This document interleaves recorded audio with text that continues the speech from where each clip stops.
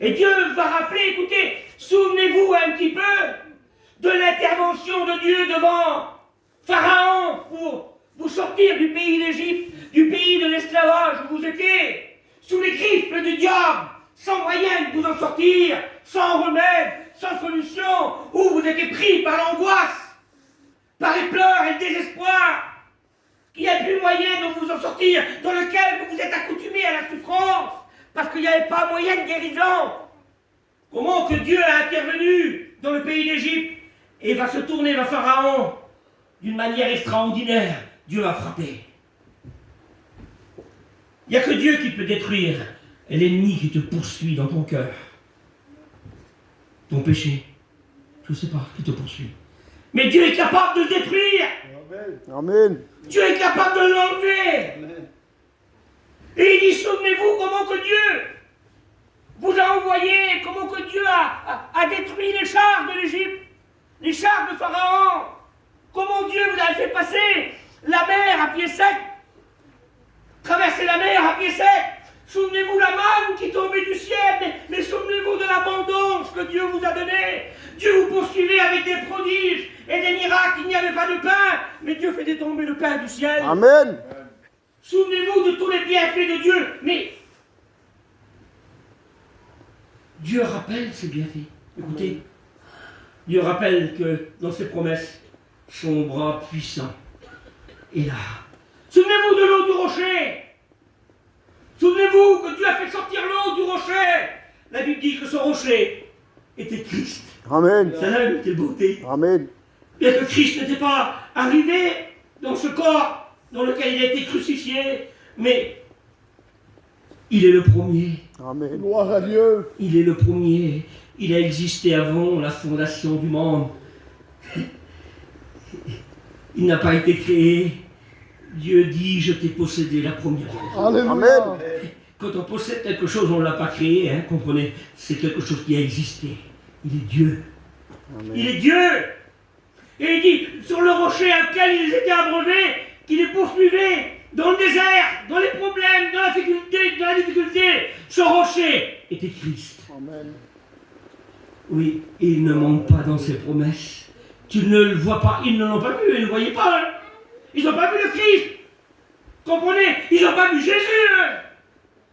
Mais lui, il était là. Vous savez qui c'est Jésus?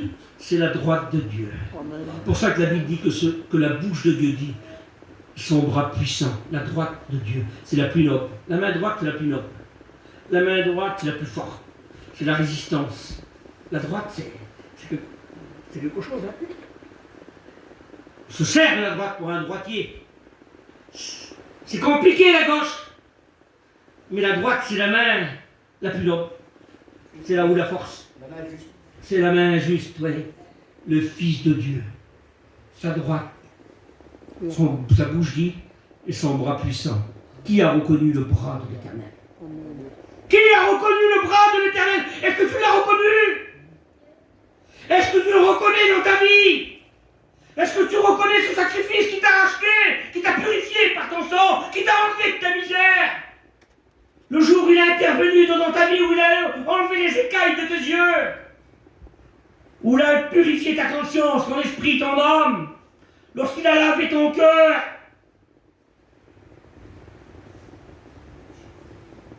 Quelle place il a aujourd'hui dans ta vie?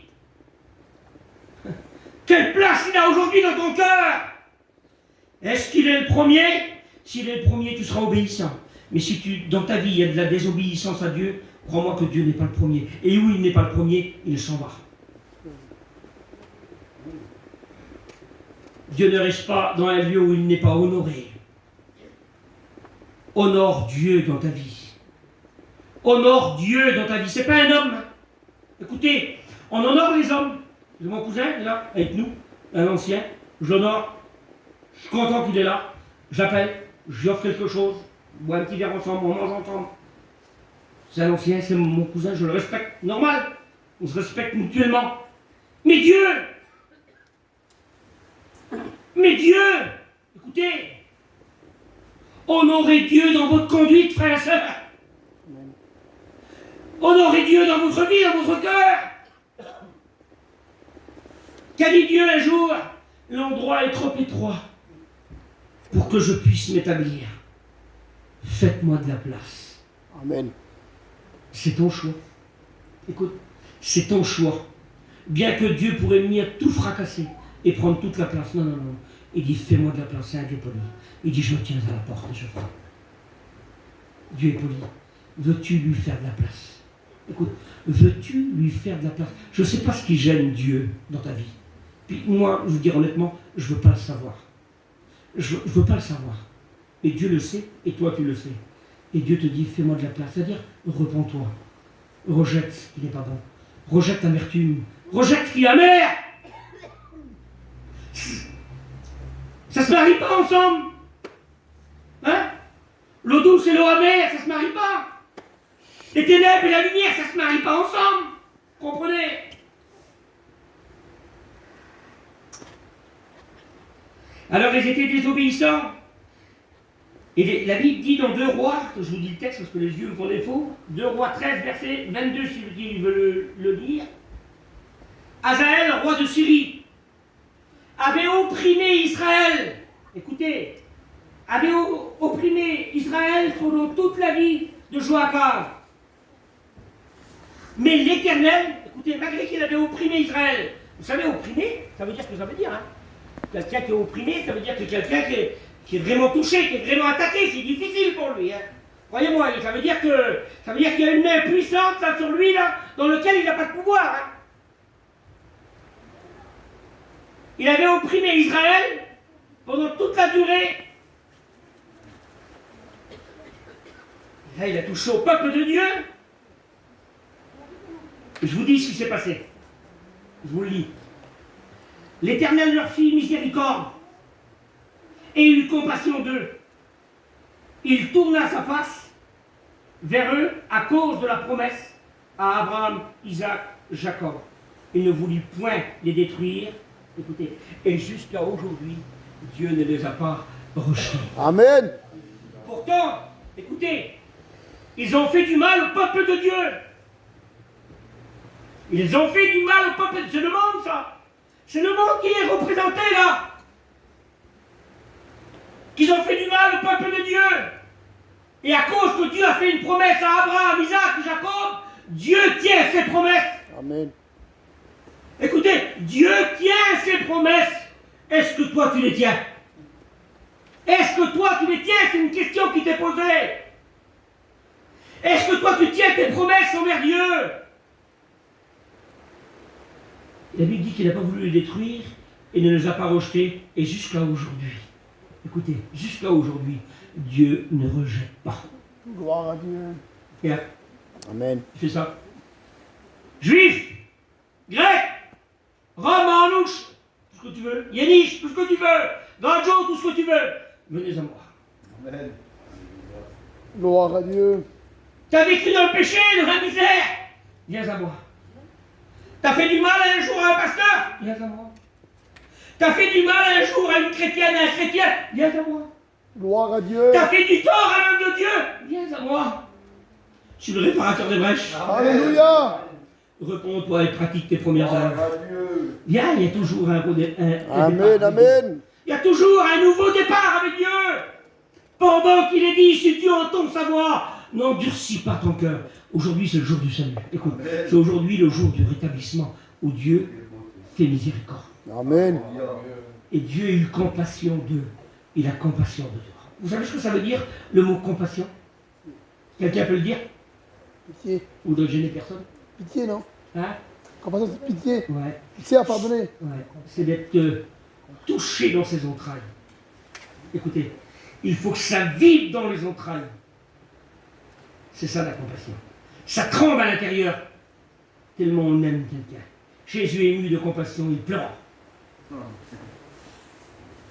Je voudrais te dire que Jésus pleure pour toi.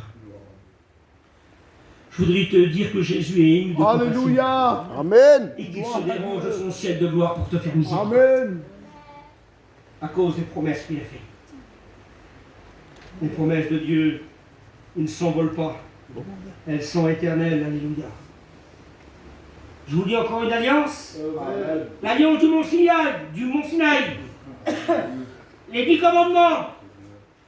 Dieu leur certifie qu'il sera leur Dieu et qu'il fera d'eux une grande nation, mais il fallait obéir à 10 commandements.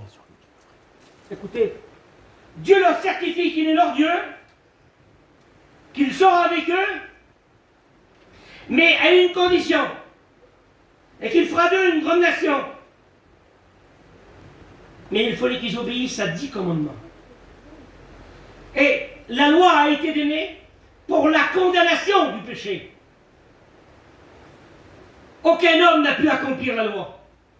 Aucun.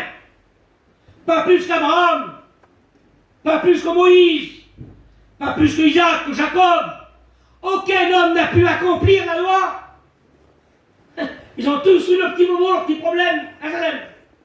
Hein? Ils ont toujours eu des petits manquements. C'est l'homme, ça. Le seul qui a accompli la loi, c'est Jésus. Amen. Romains 3, 23. Car tous ont péché et sont privés de la gloire de Dieu.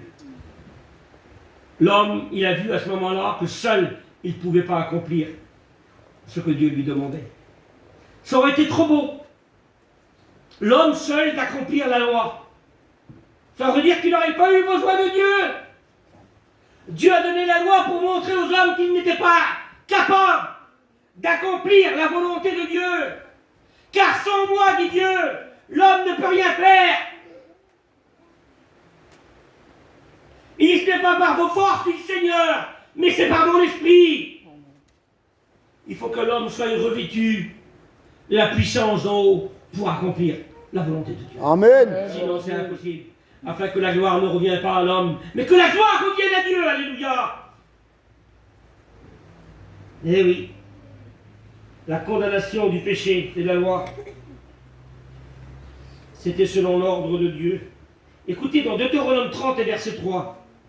Alors l'Éternel, ton Dieu, ramènera tes captifs et aura compassion de toi. Il te rassemblera encore du milieu de tous les peuples chez lesquels l'Éternel, ton Dieu, t'aura dispersé.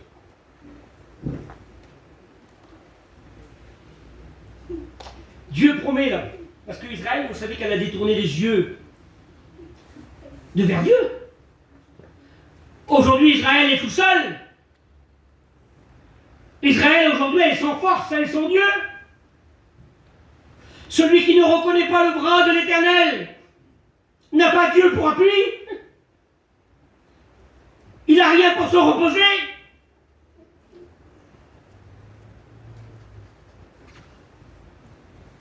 Écoutez ce qu'il est dit là, une promesse de Dieu. Dieu aura compassion. Ah, c'est dans la... C'est après. Dieu aura compassion. Plus tard, Dieu aura compassion. Aujourd'hui, c'est le jour du salut des païens. La grâce est étendue vers les païens, vers nous. Parce que c'est nous les païens, les non-juifs. La grâce, elle s'étend vers tous les hommes, sur toute la surface de la terre. Je vous lis un autre texte de Deutéronome, ça passe vite. Deutéronome 29, verset 2. Moïse convoqua Israël et dit, vous avez vu tout ce que l'Éternel a fait sous vos yeux. Malgré tout ça, vous avez désobéi.